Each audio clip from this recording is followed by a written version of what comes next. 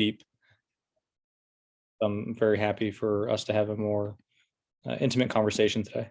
So I'm going to spend about 20 minutes or so describing some of the projects that my company works on, and then really excited to dig a little deeper into the Q&A session. So one of the milestones that this industry has hit is the advent of really mass adaptable or adoptable consumer neurotechnology. And there have been several sub-milestones that have needed to be met or hit in order to make this a possibility.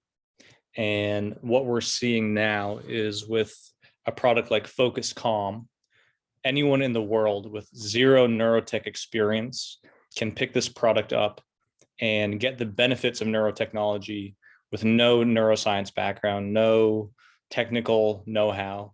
It's like the difference when computing went from hobbyists, people who had some sort of tech background who wanted to tinker with computers, to the personal computer, where now anyone with any background can start getting benefit from this type of neurotechnology. And towards the end of the presentation, I'll be showing you guys a bit more in detail about FocusCalm. But first, by way of intro, my name is Max Newlin. I'm the president of BrainCo.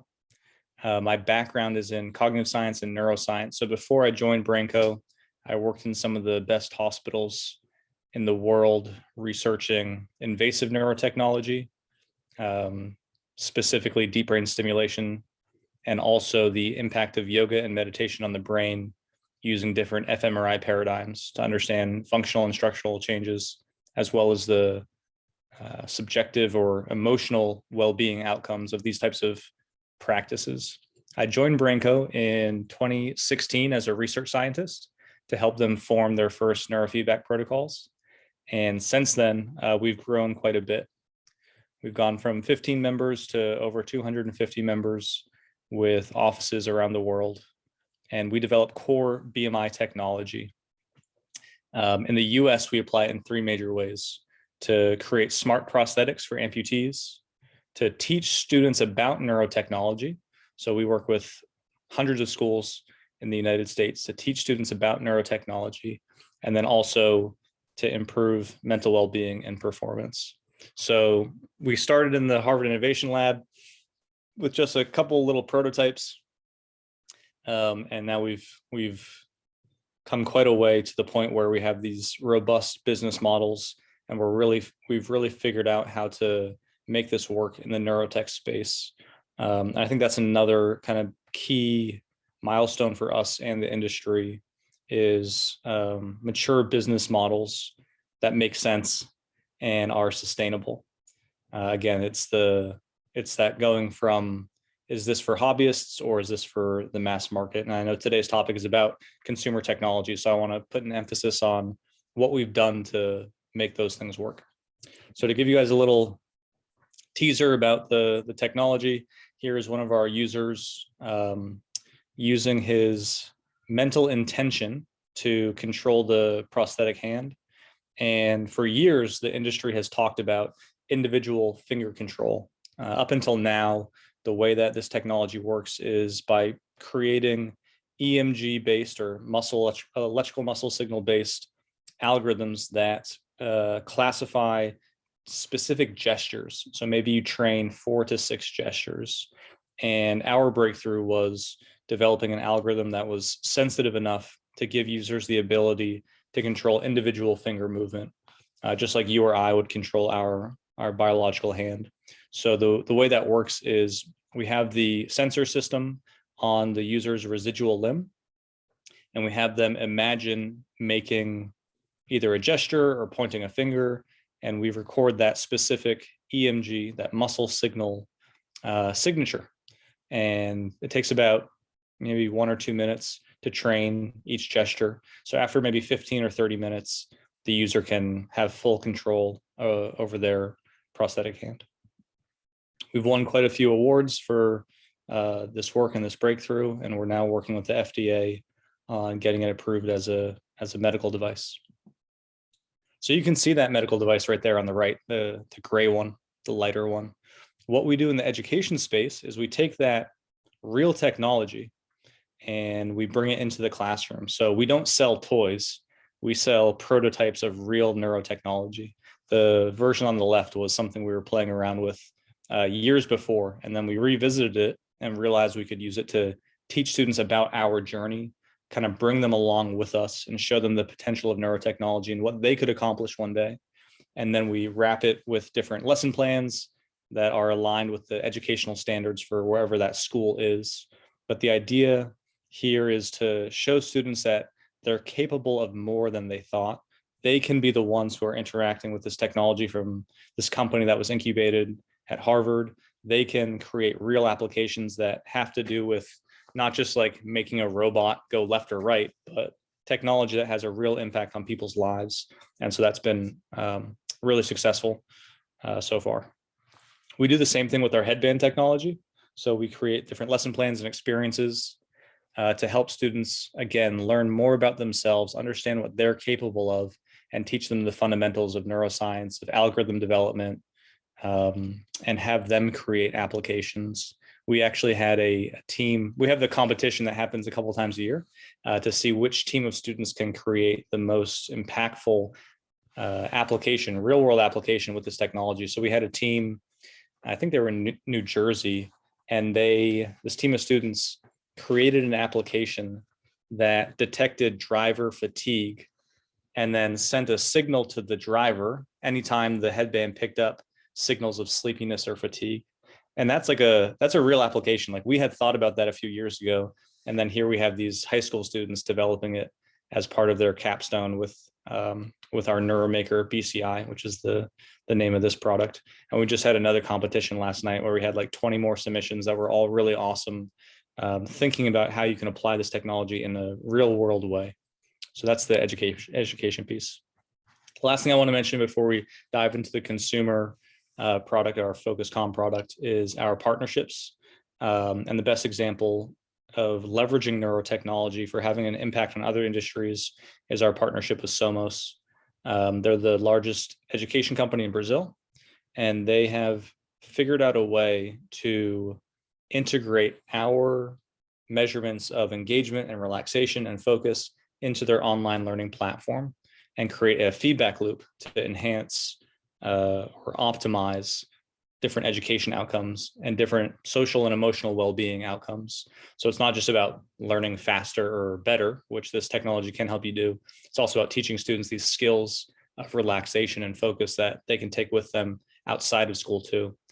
We've published some papers with MIT showing how this feedback loop can enhance test scores. It can enhance feelings of engagement, and it also changes your brain activity so that your brain actually looks more engaged when you're creating the right type of feedback loop. So really, really powerful stuff.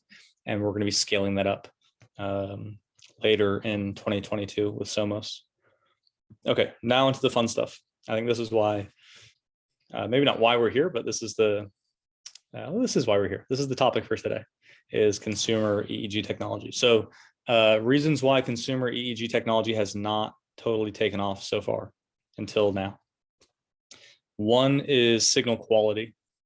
If you don't have good enough signal quality, then any algorithm you make or any application you make is going to fall short. So we have done some third-party testing, sent our technology off to third-party labs, and our raw EEG signal has a 95% correlation match with a 16-channel medical grade device. So we worked for years to get the signal quality super, super high in terms of the raw EEG signal. Second thing that has been holding us back are the algorithms.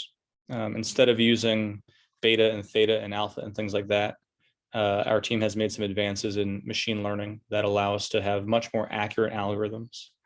Third thing, form factor.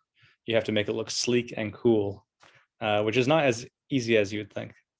And then the last piece is the user interface it has to feel professional. It can't feel like a neuroscience app, unless that's the customer base you're going for. But if you want a truly consumer product like what we're going for, which is for everyone to train their brain for better focus and a calmer mind, the user interface needs to feel like an app that they might use for fitness or for really anything else.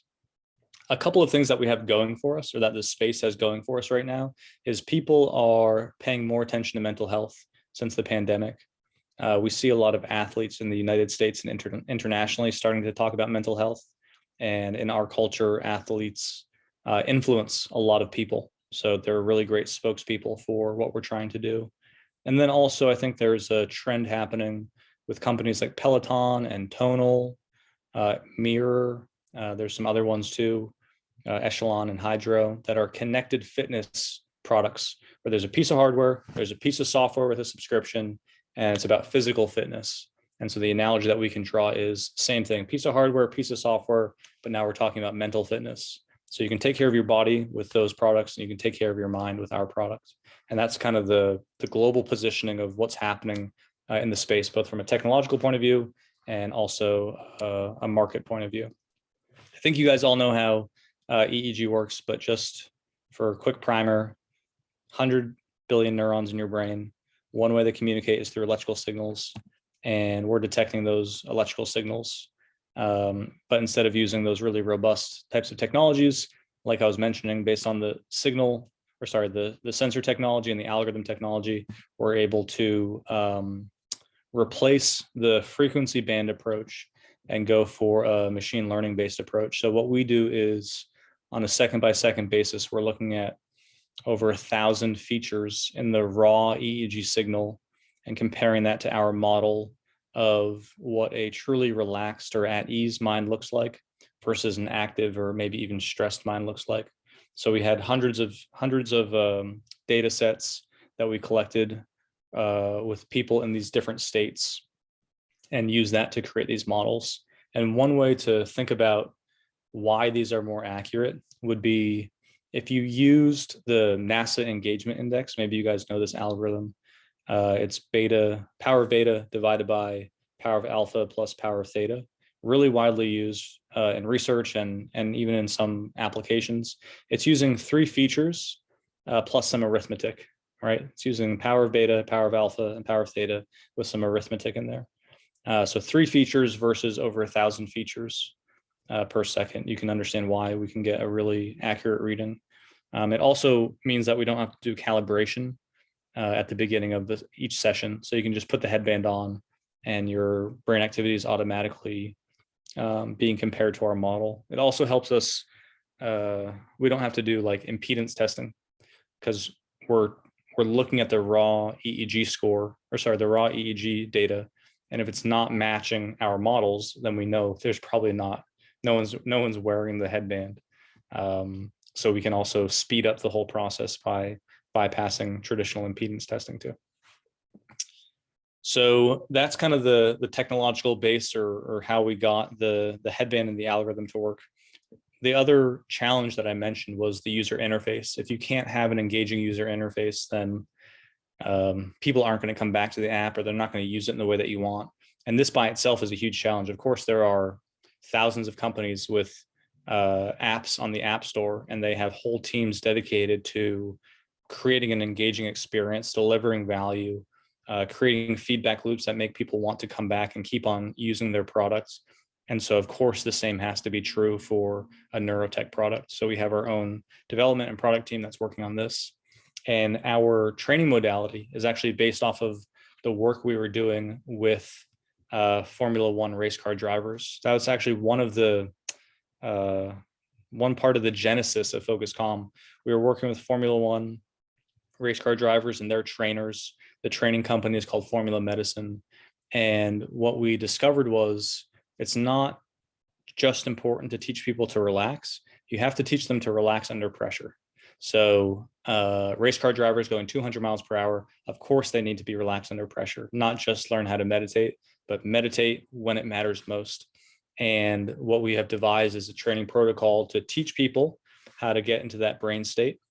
have them practice getting into that brain state, and then challenging them with cognitively demanding tasks, whereas they can only get a good score if they can simultaneously perform the task and stay calm. So we're trying to get people to transfer these skills into the world. It's another reason why our algorithms are based on an eyes open experience. So the algorithm will work with your eyes open or closed because we're not too dependent on, let's say, the alpha frequency band, which we know is quite effective when you open your eyes or close your eyes. So you can do the entire training with your eyes open, even the meditations.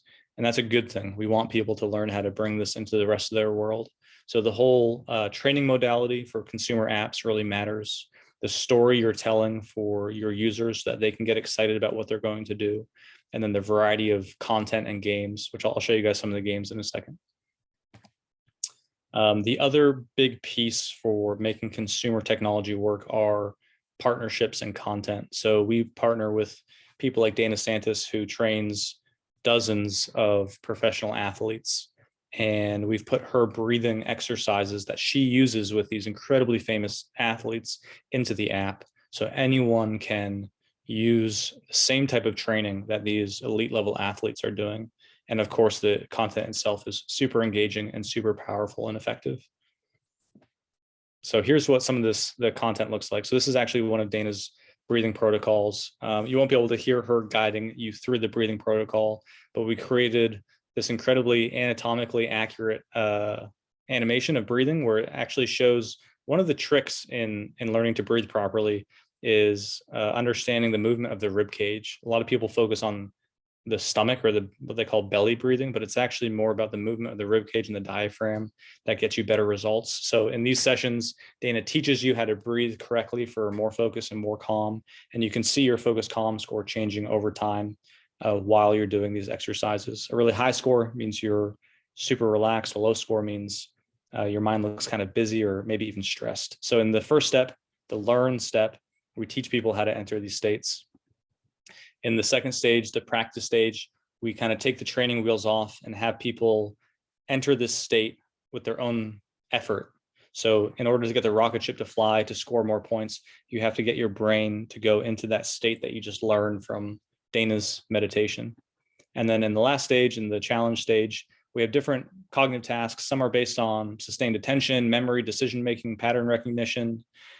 This one is more of a sports-based game where you have to use your finger to focus and get the basket into the hoop, but you have to simultaneously keep your FocusCalm score high in order to do well. And the hoop will move based on your FocusCalm score. So if you stay in the zone, then the task is easier. The hoop won't move that much. If you start slipping out of the FocusCalm zone, then the hoop will start moving around. So we're trying to motivate people to learn how to execute tasks, strategic tasks, decision-making tasks, memory tasks, focus tasks, while at the same time remaining in that state of focus and calm. So the partnership piece with content creates the engagement. Then what you also need is one, you need customers, and two, you need the right types of customers.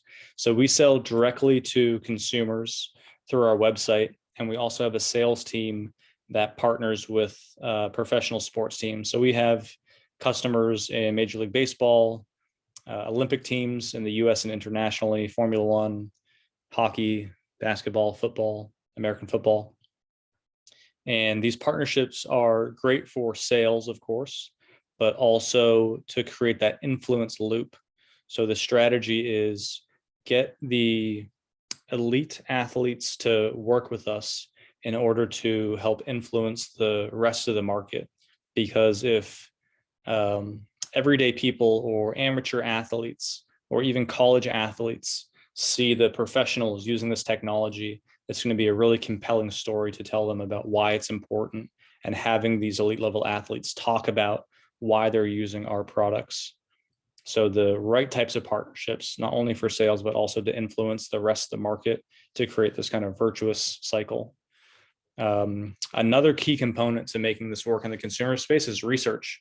So we recently finished a study with a Major League Baseball team where we were able to show some statistically significant improvements in visualization.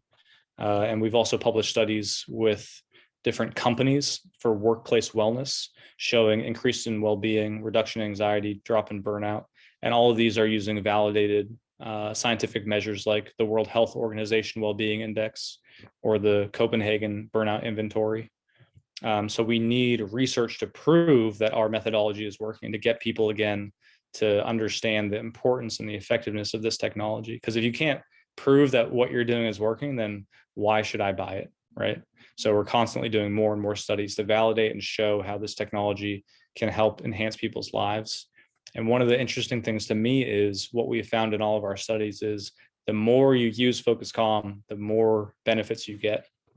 There seems to be this cutoff of 20 sessions, where if you can complete 20 sessions, that seems to be, if you don't complete 20 sessions versus if you do complete 20 sessions or more, this seems to be the statistically significant cutoff for seeing these types of benefits. And I guess it makes sense, right? It's like learning any other skill. If you don't practice enough, you're never going to get to a significantly better place. If you're just learning how to play basketball, you're going to need to get a few sessions underneath your belt in order to have, real improvement in your shooting ability, for example. Or if you're learning a new language, it takes several sessions to master at least the first elements of that language. And the more you practice either the sport or the language, you're going to get better at that ability. And the same thing is true with FocusCalm. So I think that's a really encouraging data point that we've seen. The other interesting data point is there's a study out of the University of Florida that looked at practice of meditation. And what they found was people who don't practice 12 minutes per day, less than 12 minutes, didn't get any benefits. People who practice 12 minutes or more per day saw the benefits. So here's like this kind of cutoff. How much meditation should I be doing? Seems like 12 minutes, at least from this data point. What we found is it only takes 7 minutes of being in the FocusCalm zone per day to see these benefits. And this is why I think there's a difference. In the meditation study, it was 12 minutes of practice. We don't know how good that practice was. We don't know how focused they were. Maybe they were just kind of sitting there for half the time thinking about their to-do list, and the rest of the time they were actually in an authentic state of meditation or more authentic state of meditation. But with FocusCalm, because you can measure that state more accurately, we know how many minutes it takes to get that benefit. So one of the other things that we can talk about is the efficiency of using technology to help with these types of mental outcomes. But I think it's important, since we're talking about meditation, to make it clear that FocusCalm is not a meditation product. So here's another lesson. You guys probably know Muse by Interaxon. They have a great meditation product. So if we wanted to position ourselves as a meditation product and really focus on meditation, then we would be going after the exact same customers that Muse is going after, which would be fine. It's not a crowded space, right? There aren't too many meditation consumer EEG products out there. But by positioning ourselves as a complete brain training solution that uses meditation as one component, but has all these other factors to help you bring focus and calm into the rest of your life, now we're different. Now we don't have to go head to head in terms of marketing and different types of customers and things like that. So as you guys are thinking about your product, having a unique positioning or a unique stance is important to stand out, and also will it will open yourself up to new customers. And in our case, open ourselves up to more customers. We don't believe that people do meditation to get better at meditation. We believe people do meditation so that they can be more focused and more calm and enjoy their lives more. And so our positioning is this is a brain training solution, includes meditation, includes breathing, includes neurofeedback, includes cognitive training games that train your memory and your focus to give you the mental abilities or qualities that you want so that you can live a life of flow and a life of ease, and to be happy, calm, and focused. In addition to the sports teams, we're also working with business coaches. We found executive coaches really like using this product. It helps validate the practices they do with the executives that they work with. We sell to companies to help their employees enter more states of calm and focus. And then, of course, we sell direct to consumers through our website. So we have different teams that target these different populations and are leveraging the content or the testimonials that we're getting from these different communities to help each other sell more and sell better. And we just launched FocusCalm at the beginning of this year and have had a really great year. But I think 2022 is going to be the time when we see consumer EEG, specifically FocusCalm, become really mainstream. We've already got covered by BBC and several other major publications. But I think in 2022, these types of technologies are going to become as commonplace, or start to become as commonplace as Fitbits and things like this. I think the world is ready for that next evolution. And the fact that you guys are part of this community and in this industry is, I think, an exciting time to be here. So if you guys want to try FocusCalm, this is, I think, better than we have a discount right now on our website for holiday times. This one's actually better than that. So if you want $40 off, you can use this code NTX 2021. It will be good until the end of this year, clearly, because it says 2021. But if you guys want this code, please feel free to grab a FocusCalm. And I'm curious to get your feedback after you guys try it. So thank you very much. That's the story of my company. That's the story of FocusCalm and the different factors that needed to be in place in order to make consumer EEG technology, from our perspective, more successful. Happy to talk to you guys about the technology, the marketing piece, the business development piece, customers, really anything that I can be of help. Thank you guys for your time. Thank you, Max, for sharing your journey and knowledge about consumer variables. So now to everybody, we are open to questions. If anybody have some questions, they can mute and ask the question. And if they want to ask question in chats, they can send the message in chat.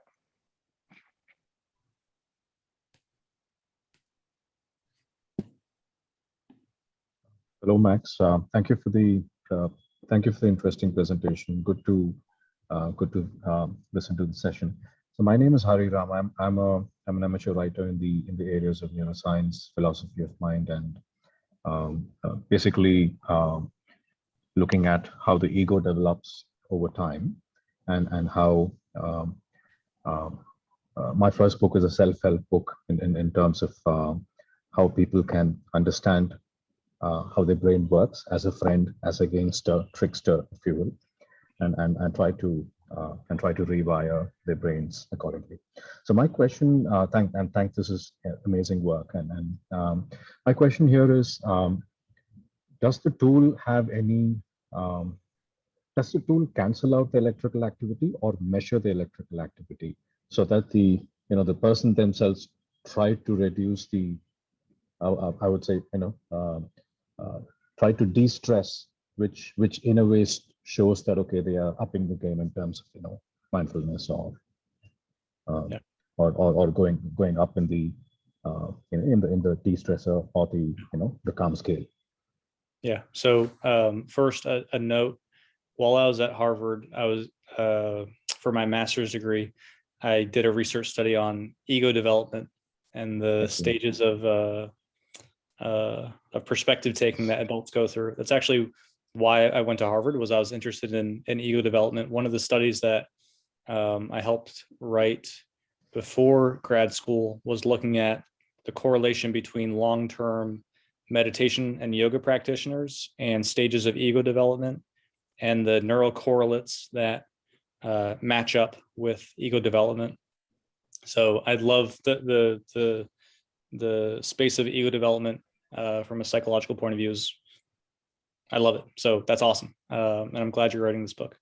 To answer your question, it is measuring what's happening in your brain. So it's passively giving you a mirror for where you are. And then the user is using the tools and techniques and strategies that they're learning through the app or otherwise to influence that score. So nothing is happening to you. It is measuring what's happening, and then you are directing your own mind and your brain to affect your score. And there are places in the app for people to experiment. So if all you don't really want to do the games or whatever, you can just hit record and it will show you your FocusCalm score, and then you can do your own practices and then write little notes afterwards in the app to kind of start to understand patterns and insights, which is actually one of the more engaging ways to use the product is for self-discovery and do different experiments and see how your brain changes over time. Excellent. So in a way, it is non-invasive. Yes. Okay, excellent. Yeah. Okay, I'll circle back if I have any questions. So thanks, sure. Max. Yeah, thanks, Harry. Okay, we have one more question. can we access raw data from the FocusCalm headband? You can with our software developers kit. So we partner with select organizations to share our SDK. And with the SDK, you can access everything, the raw EEG, build your own algorithms. You can leverage our algorithms. The headband has a light on the forehead, so you can change the light to any color that you want based on whatever you're building. There's also a tactile feedback function, so the headband can vibrate if that's part of some paradigm that you want to use. So yeah, for select organizations, we share the SDK, and the way that works is for research or pre-commercial development, we'll have a certain deal. And then for commercial development, if someone's actually trying to build something like an actual product, like for example, Somos is using our SDK and headband to build a new product, then there's a separate kind of arrangement that happens there.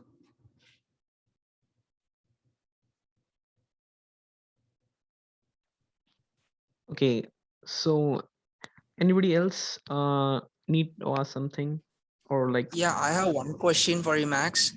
Mm-hmm. Yep, so far it's been exciting, and maybe have a quick look through the future of FocusCalm and how would they develop the headbands in future? So the technology is going to become more integrated, more seamless. I think eventually it will take on a form factor that is like, you can tell when you're wearing the headband, right? It's kind of part of the experience that you get to wear this cool headband. But I think eventually we'll probably see EEG products that are more well hidden. There's some research that's focuses on acquiring EEG signals or meaningful electrical signals from around the ear. So you can imagine different setups that are really focusing on less intrusive designs. One of the limitations, though, then is, are you acquiring the data that you need? So I think an important question for us to ask ourselves is, does the design support the outcome or application that I'm trying to build? All right. So for example, if you're trying to really understand what's going on in the visual system, then you're probably going to need sensors on the back of the head towards the occipital lobe. If you're trying to train for better focus and more calm, the design that we have is great because you can just put it on your forehead. You don't have to worry about going through the hair. So the design of the system has to match the outcome that you want. But generally in the future, what we're going to see is more and more low profile types of devices. Amazing. Max, this is Hari here again. I'm sorry, there was someone who asked a question. So please go ahead. I'll go next. Hi, Tom in Toronto. I have a question for you about University of Waterloo and games. Yeah.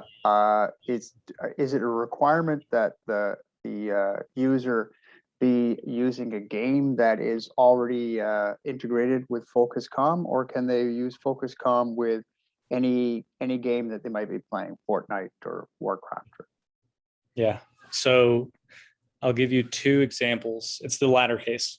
So one example is, if you had our headband and the SDK, you could integrate FocusCalm into any game to control any game that you wanted based on either our algorithms or an algorithm that you developed. Or you could create your own game and have the headband be the interface through that. The second example I'll give you is, we work a lot with esports athletes and just esports players. And we have a superimposed FocusCalm score that can go on the screen while they're playing. So in real time, they can see their FocusCalm score while they're playing, and it will record the data, and then they can look at it afterwards. So a lot of esports athletes are using it to understand their brain state while they're playing, as well as just use FocusCalm as a training tool outside of gameplay. Okay, you mentioned controlling. So could you utilize FocusCalm as an effective controller, a switcher for someone that has limited physical mobilities, like somebody with cerebral palsy? Yeah, you can. That was actually the original vision for the company, was to create new control interfaces. and they work.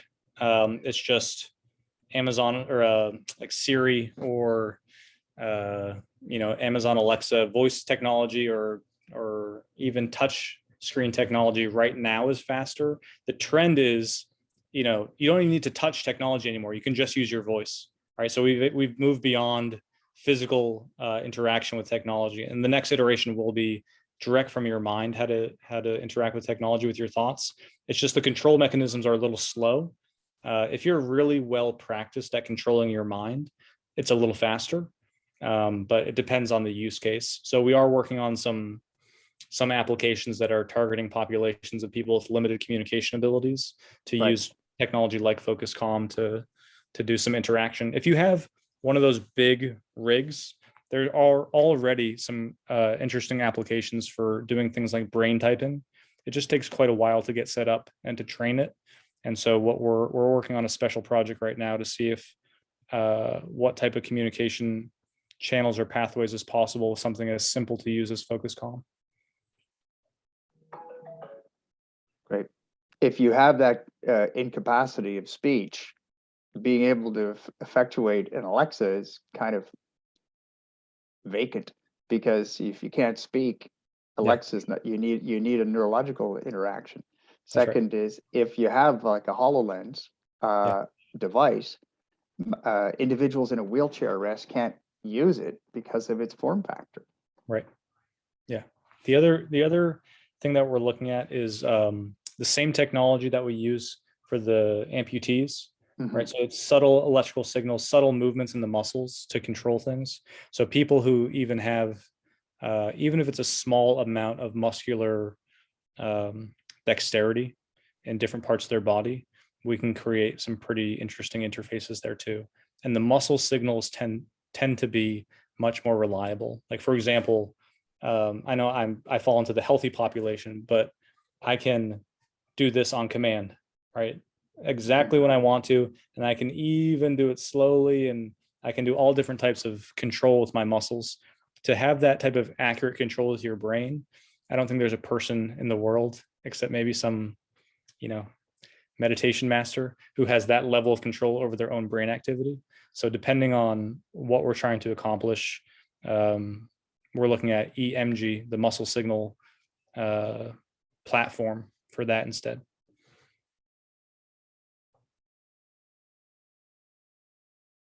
Thanks. Great. Max, Hari here again. What do you think about the ability of, say, future technologies to go into the causes of stress? So right now, as I understand, the tool, the technology that you spoke about, essentially measures the activity, and the person undertakes certain, goes through some guided steps to reduce the stress levels. However, do you think, when do you think the ability of technology to accurately decode the source of stress can happen? So stress. Well, let me just add on to that question. So being a meditation practitioner, so I know the source of stress. So for me, I know why I'm stressed. I'm stressed because of my ego. If I keep my ego aside, there's no stress, right? So if I keep Hari aside, there's no stress. So part of the self-discovery journey was to actually see where Hari resides in the brain, and therefore, keep him trimmed always. But is there a technology that can enable people to do that? And how far, or rather, when do you think such technologies could emerge? Yeah, I'll give you the next step.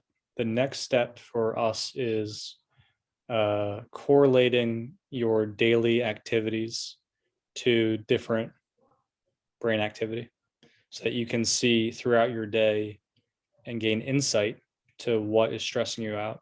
So we have people using it already. Like I was saying with the tracker, they'll put the headband on and do their emails, like their work emails. And then they'll check in with themselves, look at their score and see where their brain activity is at. And if they look kind of too stressed, then they'll take a minute to relax. And they go, oh, okay, when I don't take a break, this happens. Or one user was telling us, by using the headband, he realized that while he does his emails, he starts to stress out and hunch his shoulders up.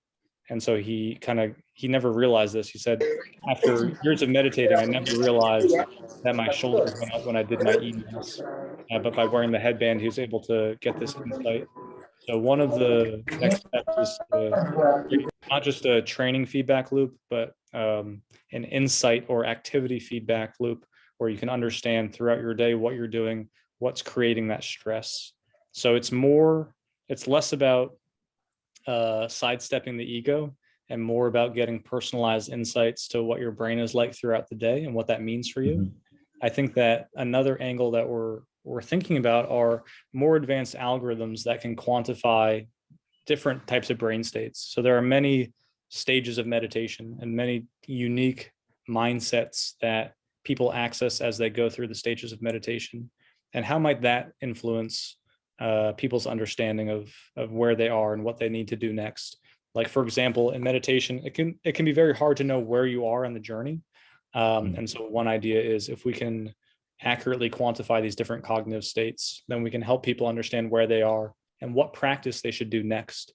As we get some more types of content in the app, the other thing we're going to be able to do is recommend specific types of meditation based on what we have seen work for you. So if you do, let's say, a bunch of body scan meditations, and we notice that body scan meditations always get you into the zone, we can recommend those to you because we can help you discover something about yourself, which is that style of meditation, for example, really helps you access that state. So the kind of big picture is personalized insights about yourself, whether that's daily activities or meditation types, or even different types of training to help people understand what gets them into this calmer state. Understand. So just one final question there. So interesting when you mentioned about daily activities. So how is the tool designed to capture accurately as to what the person is doing? I may be typing an email, but how does the device know that I'm typing an email? Yeah, that's based on user input. So after the session, the user has to type in little notes about what they were doing or what their experience was like, and then it saves all those sessions in the app. Cool. Thank you. I'd like to go next. So my question is more directed towards the business positioning. So this technology or brain-computer interface in particular has applications with everyday related stuff, everything. And when you mentioned about the positioning, how did you find out this is your particular niche, brain training or that kind of niche? How did you come up with that? So right when the pandemic was starting, we were refocusing our efforts for our next product. And we realized that stress was this huge problem, obviously, and the whole world was going through this really stressful time. Everyone gets stressed. So our original positioning was reduce your stress in 30 days or less. But what we found was, even though people know they're stressed, they don't necessarily click with this idea that they control their own stress. What we were finding was a lot of people assume that external factors were causing their stress, which is true, but people didn't totally understand that they could be the ones that train their brain to not be that way. So then we switched it to brain training for better focus and a calmer mind, which has resonated with people more. At the same time, we were also working with the Formula One race car drivers. So we had this understanding that this works for elite level athletes to not just relax, but to relax under pressure. And then that really opened our eyes to this doesn't need to be a practice you do on your meditation cushion. This is a practice you can do eyes open throughout the day. And we can teach people how to transfer these skills of relaxation and meditation to more stressful situations or cognitively demanding situations. And that would be a more special contribution to the market rather than just meditation. Also, in the US, the meditation market is quite mature. I think in other markets, the meditation market isn't as mature. And so maybe a meditation product would be a better fit. But in the US, if we were just a meditation product, it's quite a noisy space. But if we're a complete brain training solution, then it's a bit more unique. And the athletes that we're working with, which is part of the broader strategy to use athletes to influence the larger market, were more willing to do brain training than meditation. So it had a few benefits to have that unique positioning. And it took some learning and getting some things wrong to understand that. Understood. So my final question is like, should I, like, in case if I'm going to train myself for a better state, should I like have the band on for like the whole day, or is it like, as you mentioned, a 12-minute routine that if they follow it, their their stress gets reduced and all. So is it going to be a whole day wearable, or should I like have it on a focused timing, or how does it work? Okay. So all of our studies are based on people using FocusCalm for 15 minutes per day. So we have games and meditations, and then we have programs, and programs are combinations of exercises for things like winding down after work, or learning how to fall asleep more quickly, or be more focused for a big performance or something. So all of our studies were based on people doing one program per day, which takes about 15 minutes. And we had them do one program per day, 5 days a week for 5 weeks. So it's like going for a run or doing a little workout. You don't wear it all day. You don't have to. You just do your training for 15 minutes. You can wear it all day. The battery life is about 8 hours of continuous use. So if you want to get insights throughout your day and track your brain, you can. But the intervention that we've designed is designed to be had in about 15 minutes. Understood. And yeah, it's really impressive to see such neurotechnological advancements going out there. And all the best, Max. Yeah. Thank you. Okay, I guess there's one more question. Like as you said, neurofeedback is a PC for the brain. Hence, the user base is almost everyone.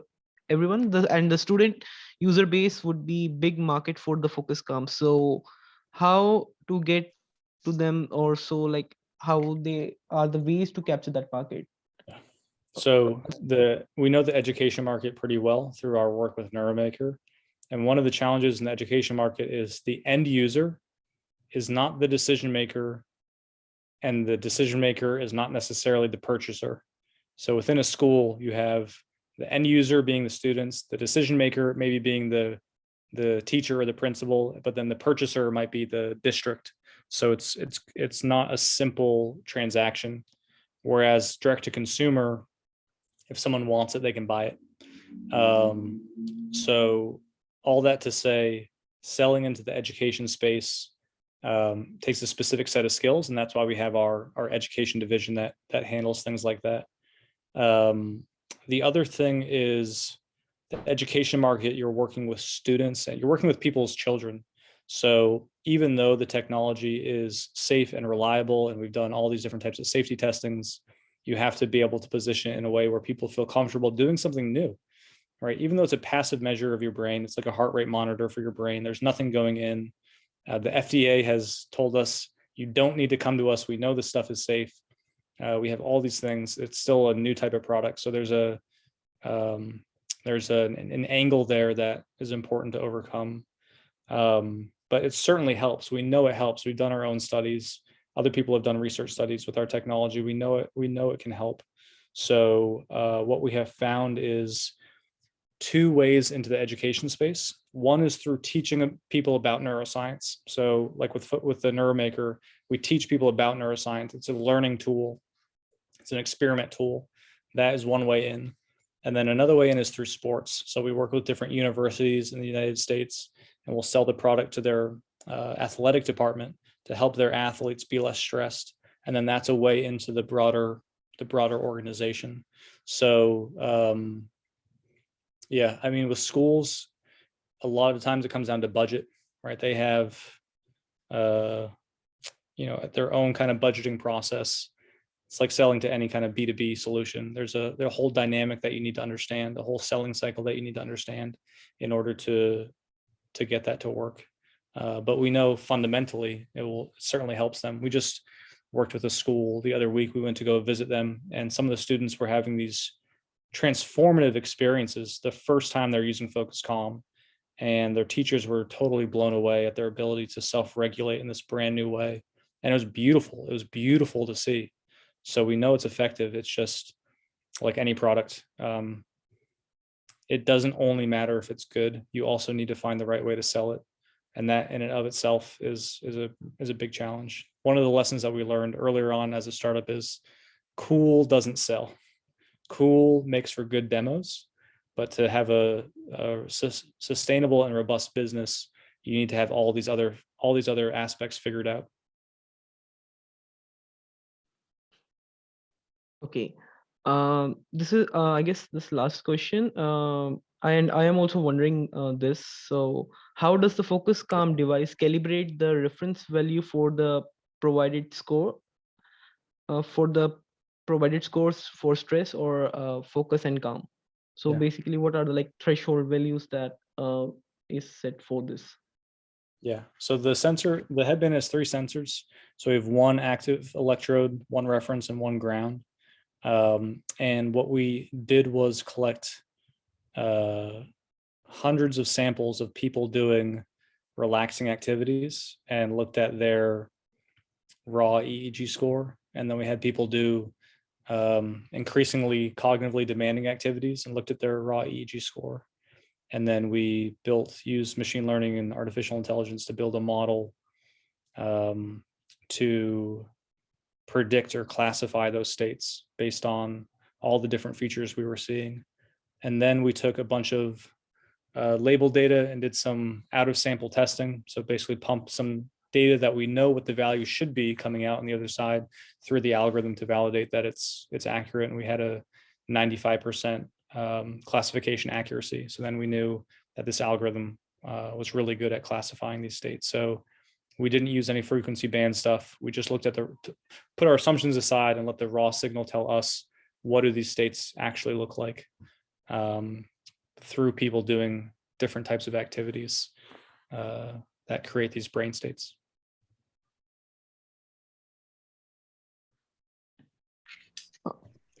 Hello, Aditya, you can unmute.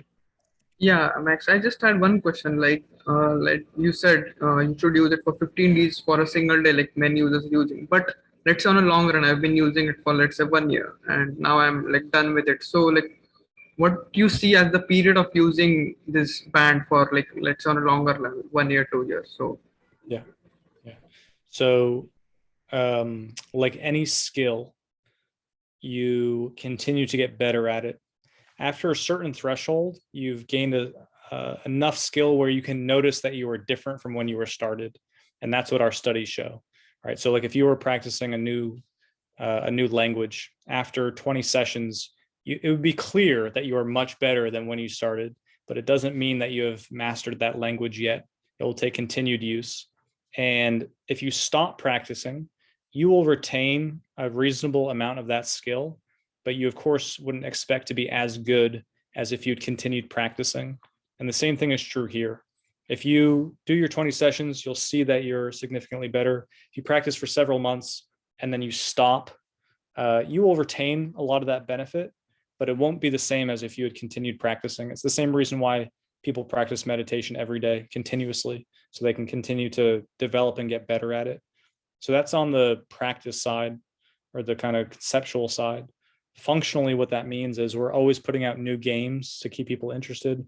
We're always putting out new meditations and breathing content, and we're introducing new types of competitions and ways to engage with the app, ways to engage with the community, ways to engage with your friends on the app, so that the experience becomes more robust.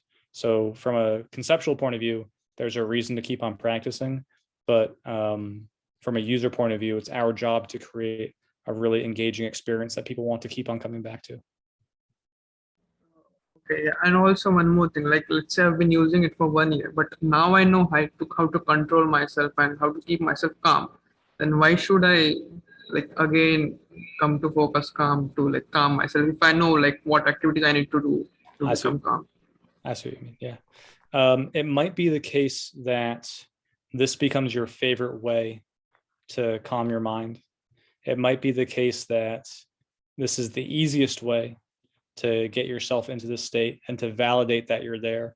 We have meditation experts who are very good at calming their mind, who still use FocusCalm, because they want to get that data. They want to see what's happening while they're doing their practices, or they want to experiment with a new type of practice to see how it affects their brain. So fundamentally, we're teaching people how to get into that brain state, but there's always more to explore. And you want to know, what else can I learn about myself? What other techniques can I use that might work better? It's not so much as calm or not calm. It's how calm are you? How quickly can you get into that state? And how consistently can you stay there? So in the results section of the app, we break down your score into these different metrics, and it is very hard to get a perfect score. It will take a lot of practice to get there and to consistently be able to get there. So for most people, it's a very long process to continue to develop. And part of the reason why we designed it like that is so people can have that longitudinal experience in the app. And if they, let's say, are really good at getting into a deep state of relaxation, but they can't hold it for very long, they'll be able to get different scores based on their different attributes and work on those different things so they can continue to master this ability in different ways. So yeah, if your goal was just to relax and learn how to do that, maybe you achieve that after the first few months. But if you really want to master this ability in different ways, let's say even when you're stressed out, it's easy to relax at home when you're sitting on your bed. It's hard to be relaxed when maybe you're giving a presentation at work or you're in a stressful situation. And so in the app, we have these games that tax your mind. And in order to be relaxed while you're doing those is very, very difficult. So there's almost no one yet that we've seen who's been able to master that ability completely. Some people can get pretty relaxed while they're doing them, but they're getting better and better at staying relaxed at those. So the challenge aspect, I think, creates a lot of longevity in the product, because if you really want to get good at staying calm under pressure, it's going to take a lot of practice. Okay, Mac, got it. Thanks. Any other questions? Okay, I guess over to you, Dhanushan. So first of all, thank you so much, Max. We've taken 5 more minutes extra of your time. And yeah, it's really interesting to know more about the neurotechnology space and where it's heading towards. And we hope and wish FocusCalm is one such company that's going to etch in the walls of history. So, and thank you everybody for being here. And this, in case if someone has missed it and everything, we have like around 1.75K subscribers in YouTube. So you could like there is the video is going to be up there, so you could share it with your network as well. And yeah, I've also posted out the links to join the community here, so in case if you could also share it with your friends also. So thank you everybody, and thank you, Max. Thanks, guys. Really appreciate your time. Thank you, Max. Thanks everyone. Bye-bye. Thank you, Max.